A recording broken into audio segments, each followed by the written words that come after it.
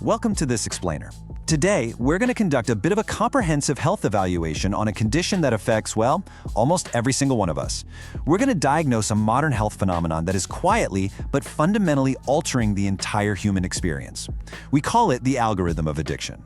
Now, I want you to approach this not with any guilt, but with a clinical, empathetic curiosity. We're going to explore the hidden mechanics of the technology we hold in our hands literally every single day, and uncover exactly how the endless scroll is structurally rewiring the human brain. Seriously, I want you to really think about this for a second.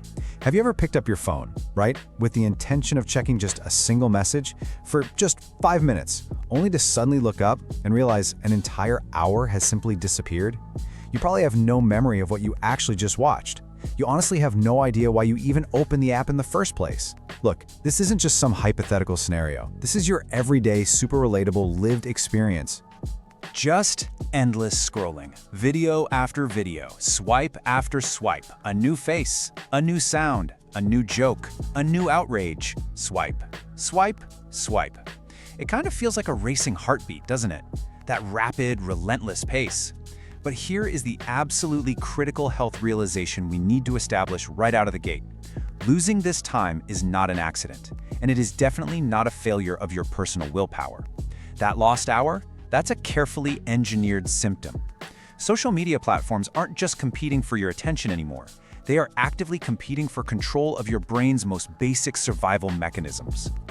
Okay, let's dive into the underlying chemistry here. To really understand this modern health crisis, we have to look at how our brains evolved over millions of years. Our brains were designed to survive, to find food, build relationships, avoid danger. And to do all of that, our biology relies on one core chemical, dopamine. Now, it's often mistakenly called just the feel-good chemical, but dopamine is actually this powerful neurotransmitter connected to anticipation and reward. It motivates you to seek out things that help you survive. But the catch is, social media algorithms have figured out how to hack this evolutionary survival drive, exploiting it to trigger a constant, highly unnatural stream of dopamine. This creates what is basically a highly engineered clinical procedure, the addiction loop. Let's walk through it together. Step 1, the notification. A ping, a red dot, a vibration. It creates instant anticipation. Step 2, the swipe. You open the app and take action. Step 3, the reward. Your brain receives this tiny burst of dopamine, a funny video, a like, maybe a new message. And over again, your brain receives these micro doses of reward. Which leads us straight to step 4, the craving. Eventually, your brain just starts craving these rewards automatically. It's the exact reason you unlock your phone without even thinking, close an app, and then instantly reopen that same app seconds later. Your brain is quite literally just hunting for its next dopamine hit.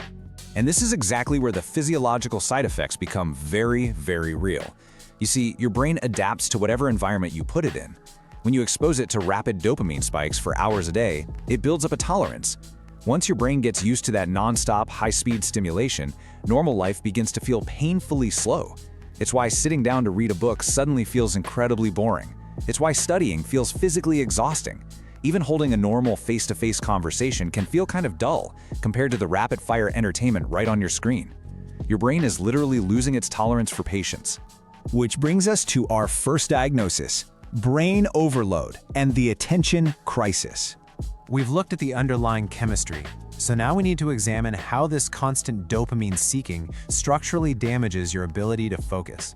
Social media basically trains your brain to consume information in extremely short, rapid-fire bursts. 5 seconds, 10 seconds, 15 seconds, then instantly you have to move on to something new. You're conditioning your brain to demand constant novelty, a new face, a new sound, a new emotion, again and again and again. Because of this high-speed conditioning, focusing deeply on just one single task for an extended period of time is becoming neurologically harder to achieve. We are literally training ourselves out of deep focus. So the crucial point here is understanding what happens when this high-speed demand just never stops. Let's slow down for a second and really look at these symptoms. Poor concentration, weakened memory, decreased productivity, and this deep, lingering mental exhaustion. When your brain is forced to process all of this high-speed information non-stop, the images, the sounds, the emotions, the comparisons, the ads, the arguments, it just becomes completely overloaded. Think about it. Even if you spent your entire Sunday just sitting on the couch scrolling, you probably felt completely burnt out by the evening. Why? because your brain has secretly been sprinting a marathon of constant processing.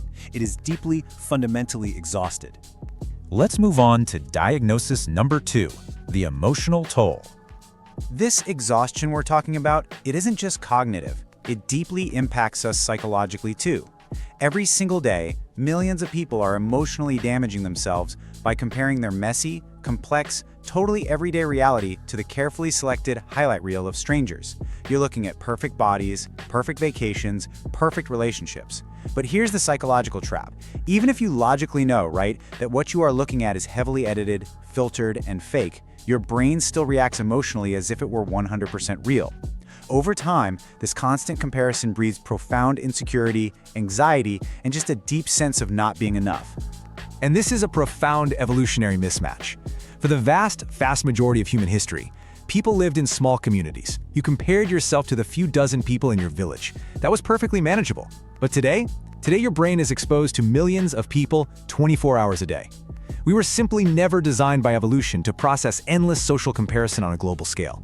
The sheer volume of it is becoming emotionally overwhelming for our nervous systems, leading to skyrocketing rates of anxiety, especially among younger generations. Next up, diagnosis number 3, sleep destruction.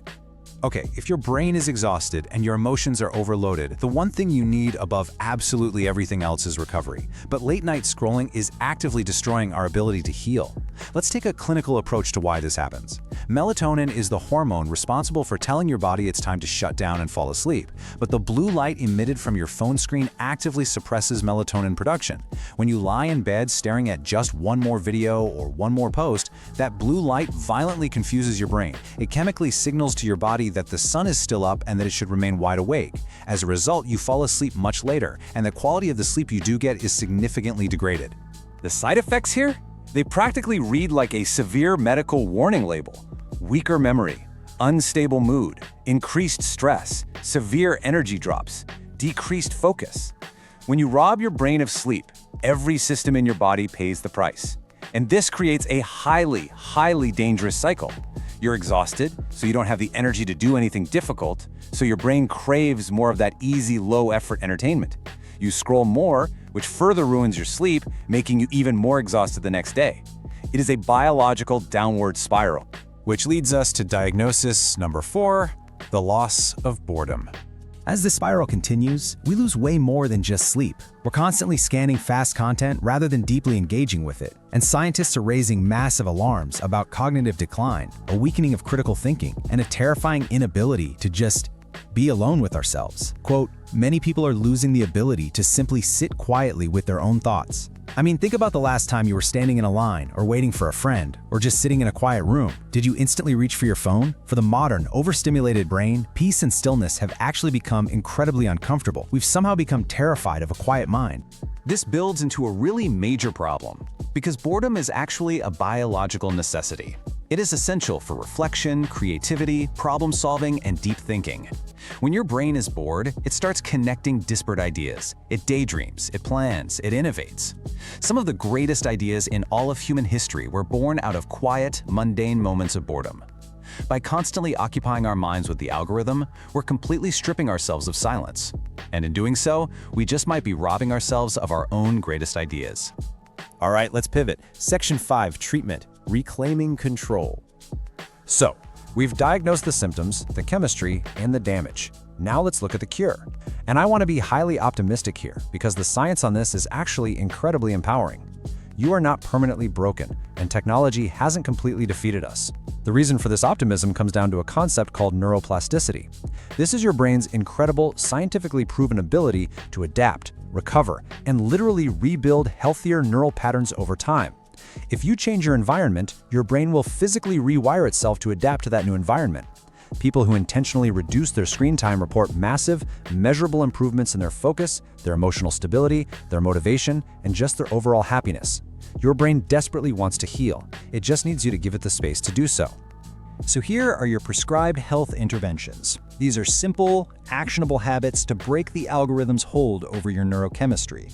First, turn off all non-essential notifications. Stop letting your phone tap you on the shoulder every 5 minutes. Avoid screens for at least an hour before bed so you can let your melatonin naturally rise. Go outside, read a physical book, exercise, spend time making actual eye contact with real people in the real world. Listen, social media isn't inherently evil, but you absolutely must put firm boundaries in place so you can use it rather than letting it use you. Which leaves us with one final, vital diagnostic question.